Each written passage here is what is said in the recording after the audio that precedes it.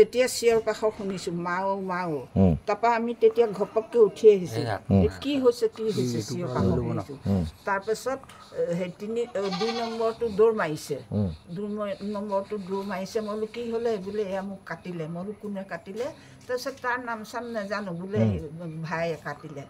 তাৰপিছত তেতিয়া বাপেকো গৈছে ওলাই তাৰপিছত আৰু সেই ল'ৰাটো গৈছে গৈ পেলাই বোলে বিকেট ভৰ্তি হৈছিলে বাপেক ভৰ্তি হৈছিলে আৰু সেই ল'ৰাটোও ভৰ্তি হৈছিলে বাপেককো কাটিছে হাতত বাপেককো কাটিছে পুতেককো কাটিছে তাৰপিছত ভৰ্তি হৈ পেলাই তাৰপিছত অলপ সময়ৰ পিছতে দেখোন গুচি আহিল বাপেক গুচি অহাৰ পাছত মই বোলে কিয় আহিলা বোলে হেৰি এয়া চিলাই কৰিলোঁ আৰু খুৰী বেণ্ডেজ কৰিলোঁ গুচি আহিছোঁ তাৰপিছত তেনেকৈ ক'লে আৰু আমি থাকিলোঁ আৰু তাৰপিছত এই যিটো কাটিছিল সিও গুচি আহিল তাৰপিছত মই বোলে তুমিও কিয় আহিলা বোলে ৰাখিছিলা আৰু খুৰী হেৰি ৰুম ভাড়া 7,000 লাগে তাৰপিছত মই বোলো তোমালোকে 7 টকাটো ডাঙৰ দেখিছা কিন্তু কেনেকুৱা ঘটনা কৰিলা এনেকৈ কৰাৰ পিছত সেইদিনাৰ পৰা নাই আৰু তাৰপিছত কালিহে দুপৰীয়া বাপেকক হেৰিয়াত লৈ গৈছে তেতিয়া মোক কি হ'ল আকৌ কিবা হ'ল নেকি ইফালে বাপেক 10টা মানত বেজি লৈ আহিছে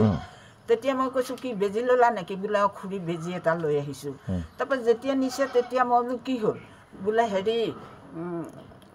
দেউতা ক'ব নোৱাৰা হৈ আছে এনেকৈ কৈছে লৈ গ'ল আমি আৰু এনেই বাহিৰতে ওলাই সোমাই ফুৰিছোঁ তাৰ অলপ সময় পিছতে শুনিছোঁ বোলে আৰু খুৰা মৰিল কি নাম তেখেতৰ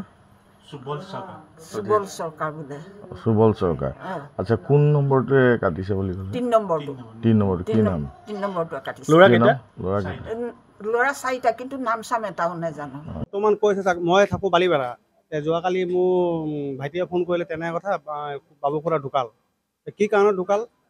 মইতো কাহিনী গম নাপাওঁ পিছত সন্ধিয়া 7টামান বজাত আহি পালোঁ আহি পাই কিনে খুৰী ঘৰত গ'লোঁ খুৰীক ক'লোঁ কি হ'ল কেনে ঘটনা খুৰীয়ে ক'লে কি কেনেকৈ কথা